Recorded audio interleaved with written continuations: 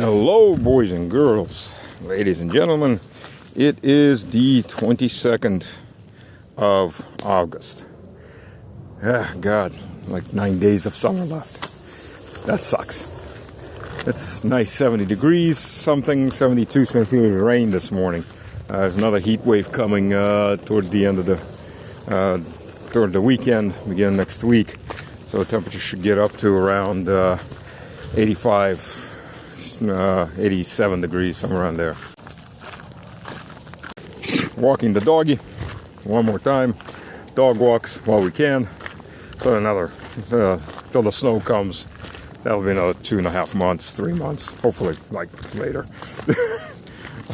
We had so much snow last winter that still not mentally over it. Record snowfalls. It wasn't that cold of a winter, but it was just every day shoveling friggin' snow. It's very, very, very old for most people, like myself included.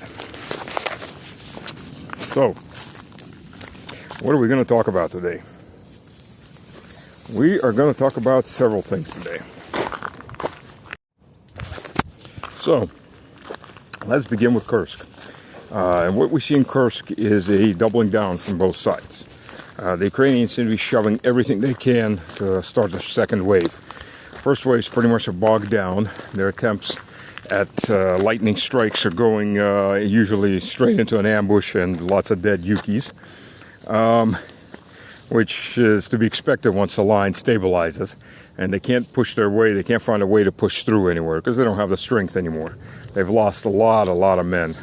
There's around 3,000 to 4,000 dead and heavily wounded just in that area. So they're shoving up everything they can. And then we're not talking about even how much equipment they're losing.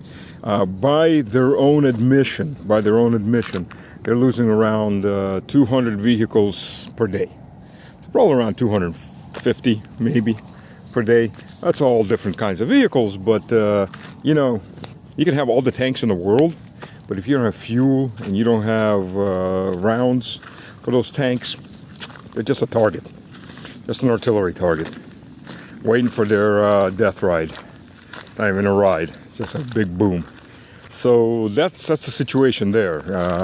And they've lost a lot of light vehicles, even the very vehicles they're going to need to ferry wounded back, ferry troops up to the front, and to get equipment and supplies up.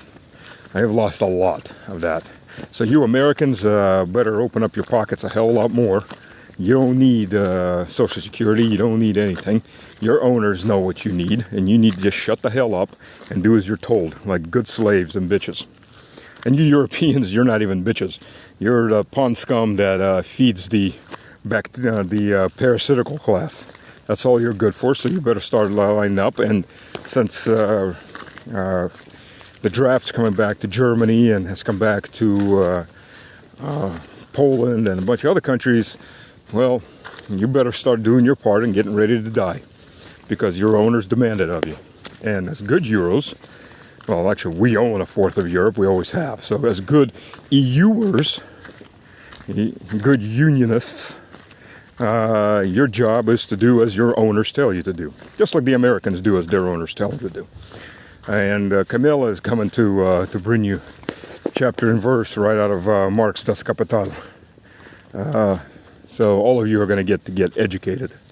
And I hope you enjoyed as much as we enjoyed it. And 70 years, well, luckily for you, we're not you.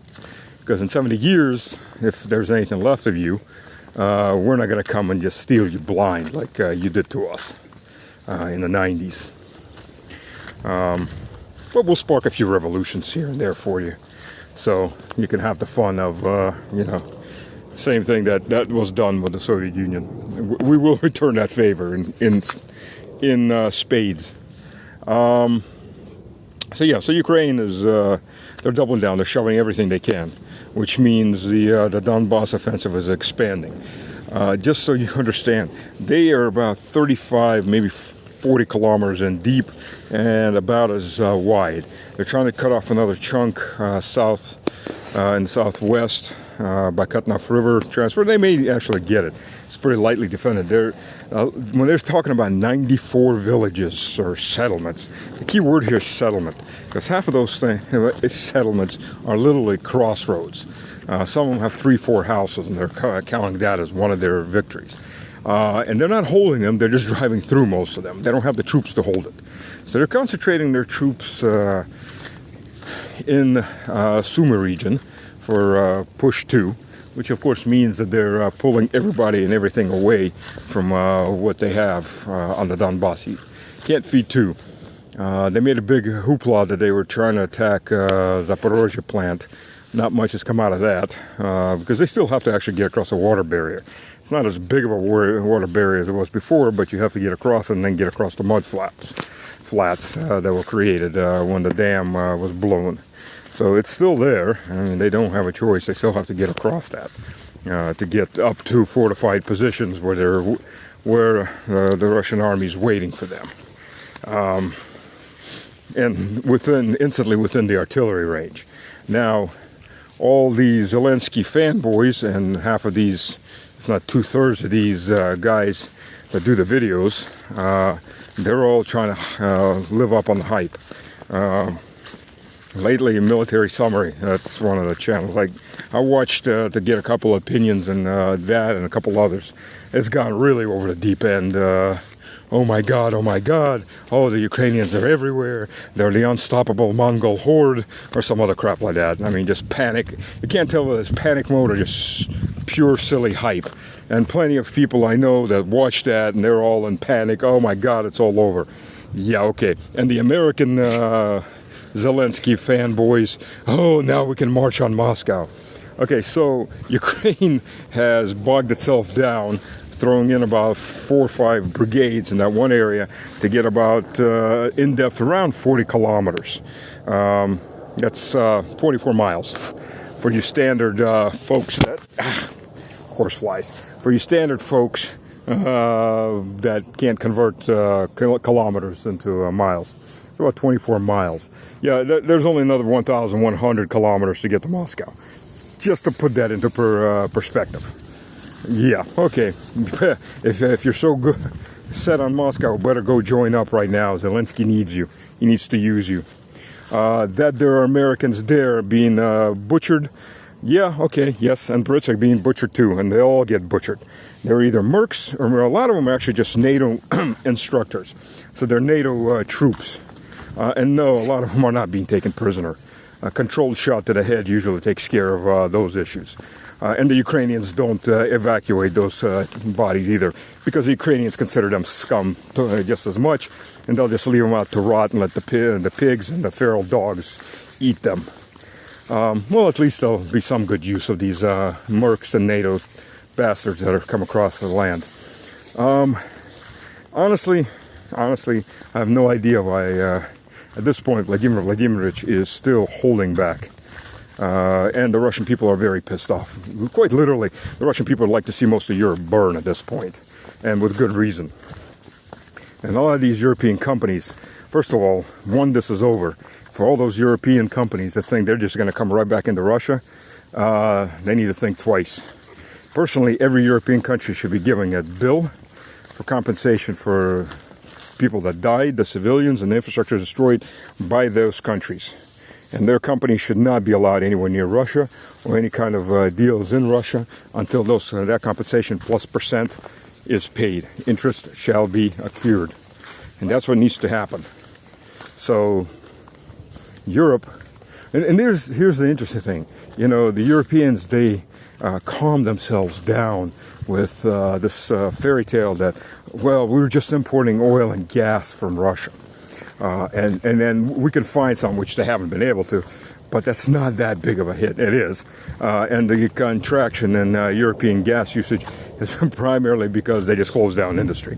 And this uses a hell of a lot more gas than the civilian market. The entire population for heating uses about 1/4 of the gas that goes into Germany, or used to go into Germany. A hell of a lot more now because Germany just started closing down its industry. Which the Germans deserve. You know, when you're stupid, ignorant, and too damn lazy to get off your ass, but you like to feel good about whatever stupid virtue signaling you're doing. You deserve everything you get. But the reality is, Europe imported a whole of a lot more than just gas and oil. Never mind gasoline or petrol. Never mind benzene. Never mind diesel. Russia is the biggest world producer of diesel. And a very good chunk of European diesel, and American too, as a matter of fact, came from Russia. Plastics, fertilizer, the majority of it. Foodstuffs such as wheat, fish, rye, rice, meat, chicken in this case, came from Russia. Raw paper, not so raw paper. That's right, German trees are too expensive. And Germany was the biggest importer of raw paper in the world, and most of that came from Russia. Timber, obviously, steel products. You know, I worked for Cameron, and I had set up Russian manufacturers in Russia, obviously, for Cameron International, which is now part of Schlumberger. And we imported out of the castings and closed die forgings for our manufacturing plants. We imported 80% of product out of Russia. Why? Because Russian manufacturing was as good quality as anything in Europe. Quite literally. I kept statistics on everything. And because it was 35% cheaper than the European goods and about 45% cheaper than the American goods. And yes, almost as that much cheaper than the Chinese, because these are high-tech work. And the Chinese, they could do the low-tech cubes or cylinders pretty cheaply. But you don't really need engineers for that. You don't need much design work for that. But when it came to doing the high-end stuff, now their prices were pretty much the same as European, for various reasons. Not only because it takes a lot of gas, and gas is expensive in China, especially back then, and it takes engineers and experienced people, so you just can't throw a new crew into it.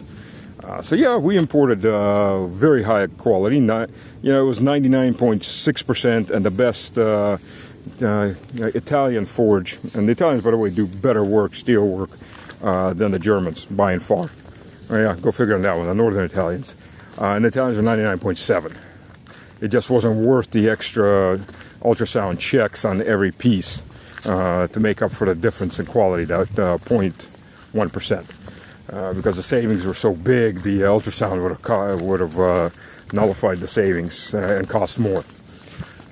That's the kind of business decisions actual managers make, managers, directors. And that's how we ran in the system I set up. So we had huge savings. And machine parts too. In Germany, we imported quite a bit of machine parts, veneers for furniture, medical components, even the silicon wafers for chips were coming out of Russia. Russia is the biggest manufacturer of silicon wafers. Yeah. Never mind all the different chemicals, all the base chemicals. By the way, BASF, when told by Schultz to leave Russia, told Schultz to go pound his wet wiener upside Joe Biden's forehead. And no, we're not leaving. As a matter of fact, BASF pretty much has left Germany, because Germany is a shithole that's going down faster than the Titanic. But there's still plenty of Germans that are going to be good cannon fodder for their American owners. So look at your children, especially military age, or 14 and older. They'll be military age, and know that their future is going to be one at best surrendering to Russian soldiers and asking for soup. At worst, fertilizer in Western Russia for the trees. The birch trees do need human blood once in a while and human flesh to grow better. And there's none better than European than the rest of those EUers, whether it's the new German order that Hitler was setting up, or the Kaiser's Reich, or whatever else that continues to come to our lands.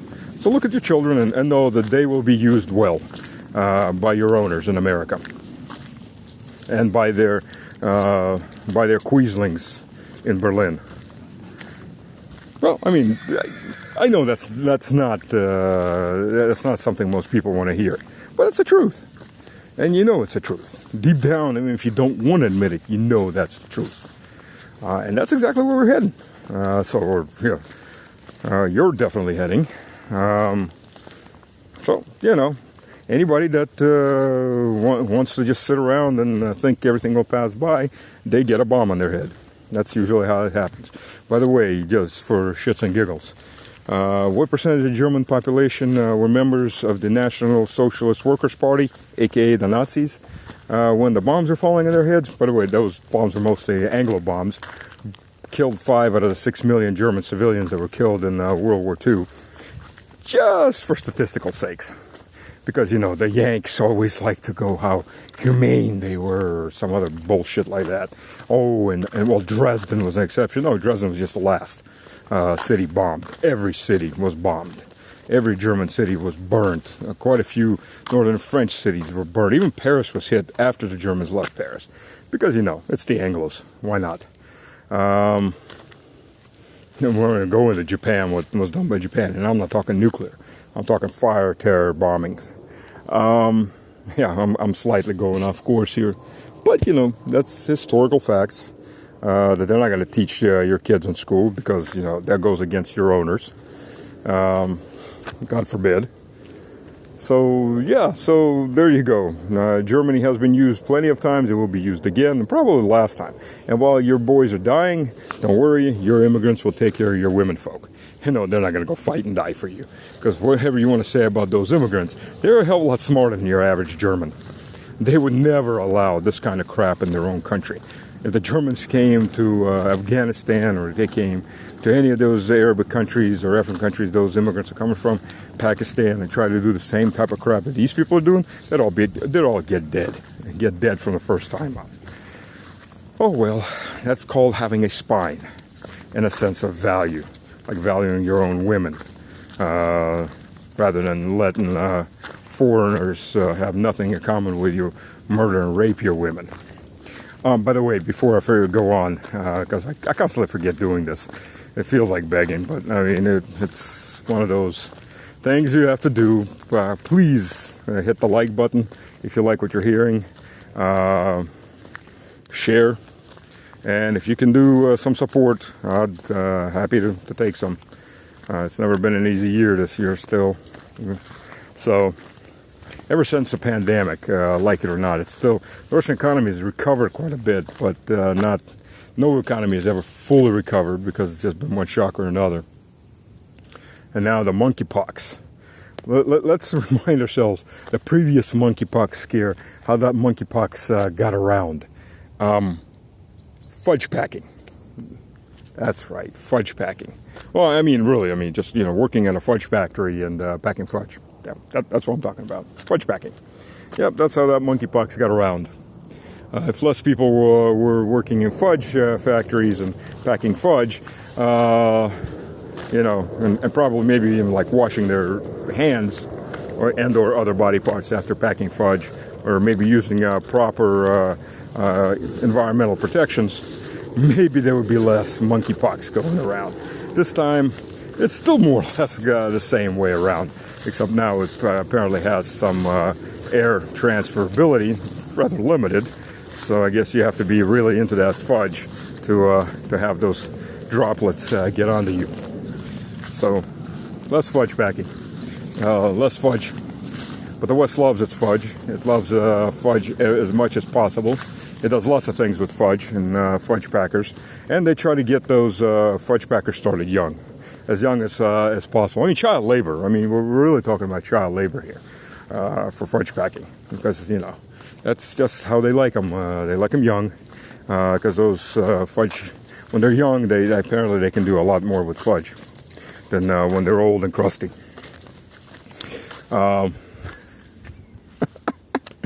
Yeah, we can go on with this for a while.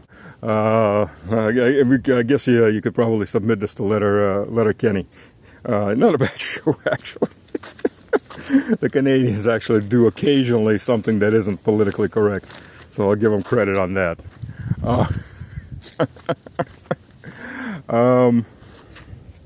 Where was I on this comedy trail? So, speaking of comedy trail, let's go into clown world. And there's so many clown worlds. Best clown world I've read yet. The Ukrainians, because there's no declaration of war, the anti-terrorist self-defense, whatever the hell they want to call it, because remember they had the anti-terrorist operation, which wasn't very constitutional either, but they had this anti-terrorist operation since 2014. But that, by the Ukrainian constitution and everything, is only limited to the borders of Ukraine, the recognized borders of Ukraine. Well, by the way, recognized, interesting enough, as far as I know, no country actually signed on that. They just kind of took it verbally. So it's kind of questionable how recognized that actually is. But we'll go on. So the since the Ukrainian troops that are in the Kursk Oblast are beyond the borders of Ukraine, official Ukraine, they can't get paid their bonuses. Not that a lot of them were getting paid their bonuses anyways, because the commanders were stealing it and the politicians were stealing it and so on. Ukraine is the most corrupt nation in the world. But yeah, they can't get their bonuses because they're no longer in defense of Ukraine. They're now beyond the borders of Ukraine. So no bonuses for them. I guess, that they're stealing out of food stores and things like that. That can be considered their bonus. They're getting free food. I really enjoyed the one, the guy that was laughing it up, and how he was sitting at the cash register at Pechorachka food store, and they said, they wrote ATB on it because that's a chain in Ukraine, ATB. And mostly, at least until the war, was mostly carrying Russian products. That's especially dairy products. But that's beside the point. We won't go into that. And then he was captured. By the 810th, by members of the 810th Marine Brigade, which, by the way, one of my dear friends, Pate Abaladze, who's Georgian, his sons are officers in the Black Sea Fleet. His youngest son is an officer in the Marine Corps, in the Russian Marine Corps.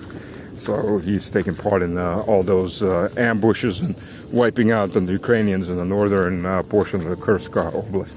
That is the only brigade, absolutely the only brigade that was actually moved from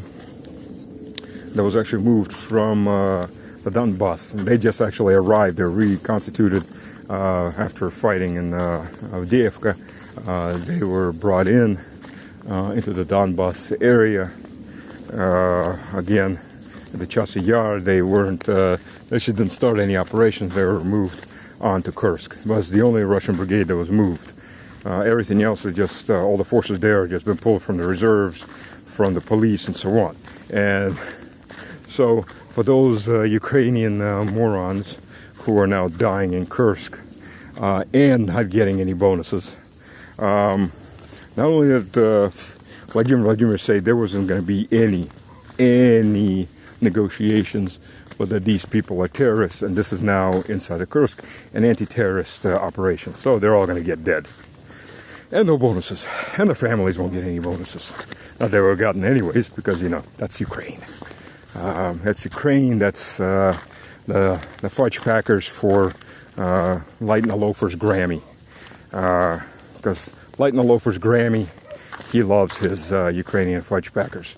He likes them young, because they do the best jobs.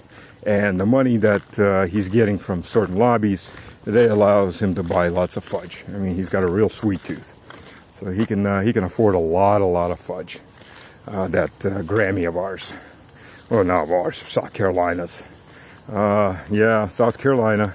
It's home. It's what it can really be proud of. Right there is that kind of level. That kind of level of representation. Пошли, Драго, пошли.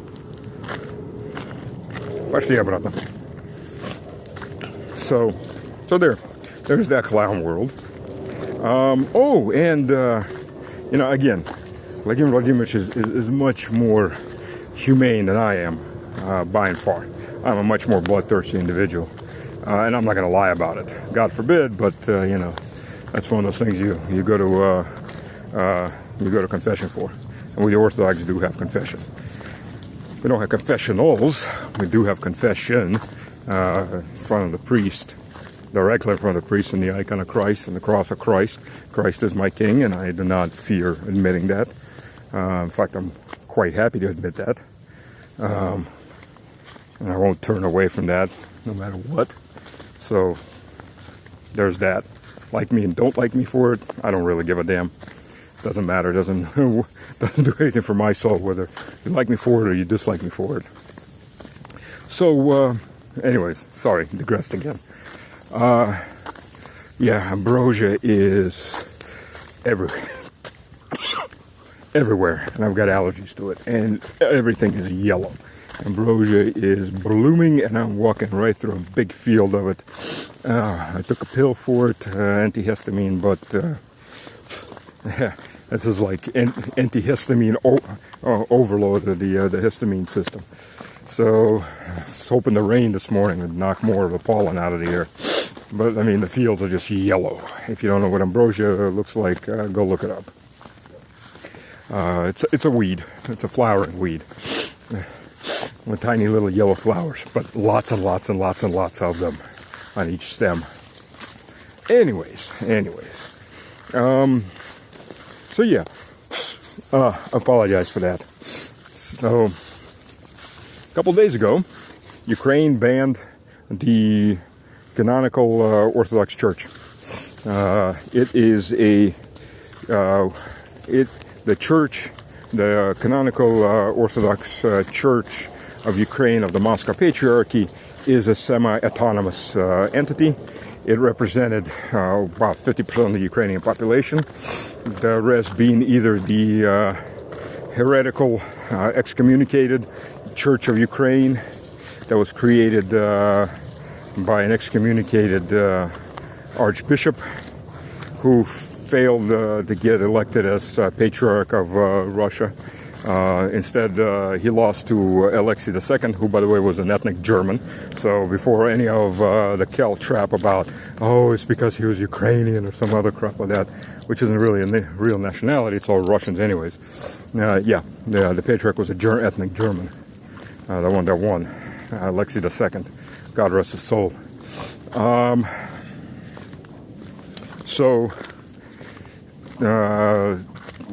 And by Bartholomew, the really heretical Patriarch of Istanbul.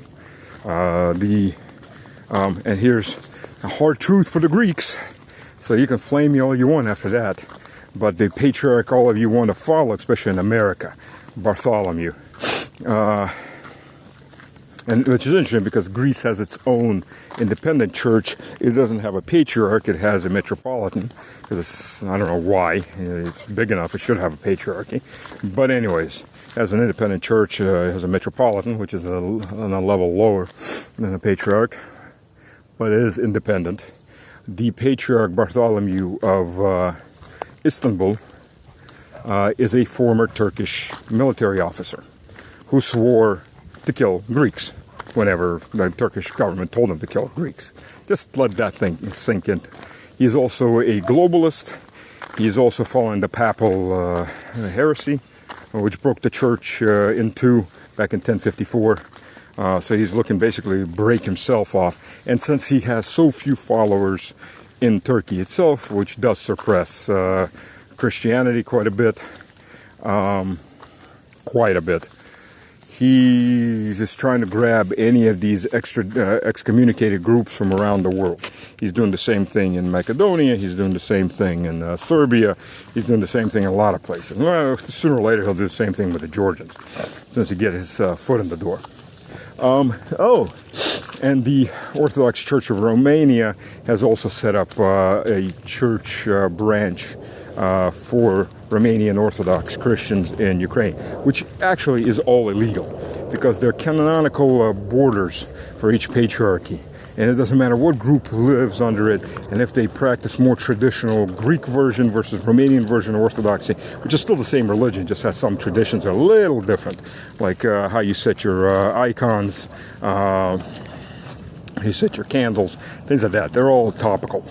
They're not allowed to go into other canonical Orthodox territories. As an example, the Abkhazian and the South Ossetians, especially after 2008 war with Saakashvili, this Georgian adventure, where he was then eating ties. The Abkhazian church and the South Ossetian church went to Alexei II and they said, hey, we want to join the Russian Patriarchy. And Alexei told them, quite frankly, go pound sand. Though government borders, political borders may change, the canonical church's borders do not change. Your patriarch is the patriarch of Tbilisi. Go make peace with your hierarch. We won't take you under any circumstances. So, there. And that is the correct canonical answer. It always has been. What Bartholomew's doing is a heretic. And by the way, when he takes these excommunicated groups under his wing, he accepts their heretical reasoning for why they were excommunicated, and he takes their sin onto himself. So he becomes just as much of a heretic as they were. And any other church patriarch or metropolitan, such as Cyprus, such as the Jerusalem, no, and the Antiochian, no, but what Cyprus and the Alexandrians have, with the fake church of fake church of Ukraine, they're just as much heretics now. So basically, Bartholomew is doing a very good job of resplitting Orthodoxy one more time. 1,000-something years after, almost 1,000 years after it was done the first time.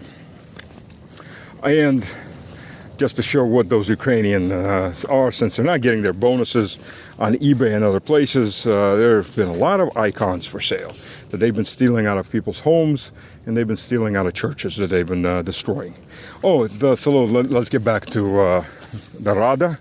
The Rada voted with no discussion to ban the Orthodox Church of Ukraine, the Moscow Patriarchy, which still represents about 30% of Ukrainians. Banned it. So that's it. All the land will be confiscated, all the property will be confiscated. A good chunk will go on sale in the West to Satanists, to American and European Satanists who just love to collect belongings of Christ and Christ's church. From the, just like IGIL. IGIL officially was destroying all these monuments and all these artifacts. They really only destroyed a very small portion and did it on camera. The rest they sold. They sold it primarily to American and European collectors, the ultra-rich, who don't believe the nations deserve to have the treasures of their history. They deserve to have it. Because, they've been able to steal the money of their own people and they can afford it. So that's how that is. So yes, you Americans, British, and all the rest are supporting an anti-Christian dictatorship regime that is illegal, that has run its course. And what's new? The West supports tyrants, and itself is becoming a tyrannical state. And by the way, the last constitutional group that still holds power in Ukraine is the Rada, the parliament. And that's until the 27th of August. So in 5 days, their term runs out. And the only way their term can be prolonged without elections, and there will not be any elections, the only way their term can be prolonged without elections is through a dictate of the president, who, by the way, is illegal himself. So the whole Ukrainian structure is now, in 5 days, going to be fully illegal. And again, America supports that because that's how America always runs and rolls and has from the very beginning. So no matter what little fairy tales they tell you or your kids in school, then there's the reality of it, which rarely ever has anything to do with what you're being told. Yeah, I'm ranting a lot today, so this is a long one. So, and that's just how that is. So, boys and girls, Me personally, because I am much more bloodthirsty, I would have put 2 Kinjal missiles into the Rada right about the time they were voting and congratulating themselves. Send all the Satanists straight to hell and let them burn there, instead of having to later hunt them down and try them. Let God try them. Our job is to present them to God for their trial and their toll booths. Well, you can look up the concept of toll booths. I'm not going to go into that right now. There's still question on how much that's actual dogma, how much that isn't dogma. But anyways, I'm not going to go into that right now. That's a whole separate lecture that I'm not fully qualified to give. I still got to do a lot more studying on that concept and issue before I can go into that. I'm too topical on that issue. So, anyways, that's the situation. That's the situation around the world. Russia is the biggest economy in Europe. It's streaming very quickly, being the 4th, possibly the 3rd largest economy in the world. Thank you, thank you, thank you. America's on the edge of communism.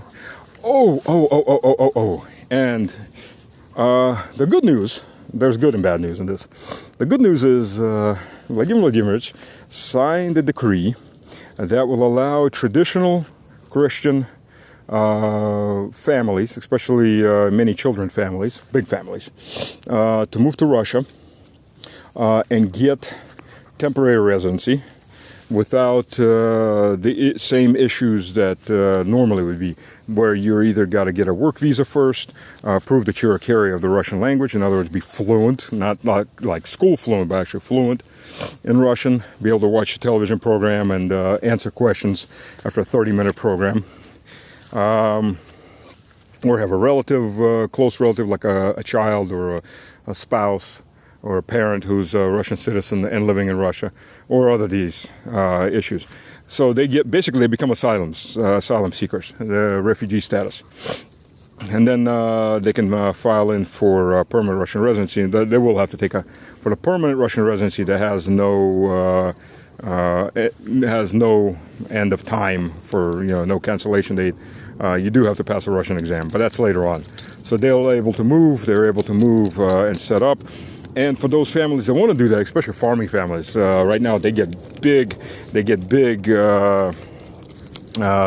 discounts on the cost of the land. The land is in rent for 49 years until they get citizenship. Then they can buy the land, especially when it's government land. The government's more than happy to get people on there living, building, and making economic use of that land. So that has been signed. The bad news, if the system runs the way it usually runs, there won't be a set of decent procedures. There won't be a set of procedures done for probably another 3 to 5 months. That's usually how the Ministry of Immigration runs. Because what is going to happen next is Parliament's going to toss this off to get expert opinions, and then they're going to charge the Ministry of Immigration to set up some kind of procedures. You got to have paperwork. This is a bureaucracy, unfortunately, like all governments. And they're going to come up with some half-assed, psychopathically difficult crap. And they're going to put that into effect. Then people are going to start complaining. It's going to work its way back up to Parliament, and maybe the presidency. They're going to come down and smack the Ministry of Immigration upside the head. And by the way, the reason the Ministry of Immigration does all this is because it's a relatively corrupt organization. I've dealt with them enough. They are not everybody, and I won't say they're all corrupt, but particularly at the lower level, a lot of them are corrupt, and they'll take bribes to get paperwork in. There's constantly going on raids and arrests now of former and sitting directors of local offices, immigration offices that have been selling Russian citizenship off to various Central Asian groups where the diaspora brings in quite a bit of cash and they get instant citizenship for their people. A lot of those people have not been tested as far as background tests to see who they were, where they were. A lot of those people are wound up being affiliated with various terrorist organizations. So yes, that is an issue. They make these asinine procedures because they can earn off of that. There's a lot of pressure, though, these days, so hopefully it won't take that long before a lot of complaining goes up and screaming up to Parliament and the presidency, and then they usually come down there, inspectors come down there, smack the immigration people upside the heads, and suddenly normal procedures appear. I mean, just to give you how asinine this can get, when an expedited procedure was set up for people coming out of Ukraine, a lot of these people were refugees running with their lives, didn't have their documents or had limited documents. They were allowed to get Russian residency, but they had to get a letter of approval from Kyiv. I mean, this is how ridiculous it was. That's what the Ministry of Immigration was demanding, a letter of approval from Kyiv. Of course, you know, Kyiv was, sure, come on over, we'll talk. You know, sure, come on over, let the security services arrest you, beat you, and kill you if you're stupid enough to think you're going to get a letter of approval from Kyiv, from a Washington-backed Nazi regime. Yeah, okay. It took about a year for that screaming, come on, stop drinking the puddle water so you don't have diarrhea. It took about a year for all that screaming to go up in the chain of command and for the federal government to come down on the Ministry of Immigration and cancel that whole concept for obvious reasons. So I am very much hoping that this will all be accelerated, considering we are in a time of war. And we should be welcoming refugees, Christian refugees from the West with good, solid family values, and let that floodgate open. We've got lots of land, we can accept a lot of people, especially farmers. The West doesn't need farmers. It's said so many times. Agenda 2030, Agenda Carbon Zero, and all that shows that the West does not need farmers, but we do. And we welcome them. So I will hold my fingers crossed, and we'll do my part as much as I can to make sure that issue stays up top, and that any issues like that come up, I'm going to get tossed up as high as I can. You know, the people I know in the Russian Parliament, keep in touch with them. Not that many, unfortunately, at the moment, but there are a few. So, members of Parliament. So, you know, we will keep that fight going. And again, when you do head that way, you're going to need help. So look up different services. Yes, I worked with ExitStrategy.world. They're a very good group. There are other services because you're still going to need to transfer money. And you're still going to need funds to work off of. So unless you're working remotely, and then there's always issues with transferring money right now. There are different routes that you can go. One of those should definitely look through the Republic of Georgia. It's a good route. We're setting up, working on that, because Americans don't need visas to go into the Republic of Georgia. And you can open up a bank account there, so you can transfer your money there, or get someone to open up a bank account for you, which we're also working on. But you know, if there's different, if you don't go with ExitStrategy.world, there's other services. So I'm not going to pimp them, but you can look them up yourself, or you can do your own footwork as you like. But that's something to consider, because unfortunately, unless you're a young person that doesn't need much money, you know, there's only so much you can bring in on your own. I think it's $10,000 per family. Then you have to declare and pay taxes. And the U.S. government, by the way, will confiscate more than likely that money from you. Look it up. They've done a lot for a lot of people. They'll just say you're drug running or something like that. Or, you know, anybody they don't like is either a drug runner or a child molester. Anybody that doesn't agree with the drug running child molesters in the U.S. government. Projecting. It's projecting. Okay, God bless. Have a rest. You're probably sick and tired of hearing my voice rattling on. So, God bless. And click support.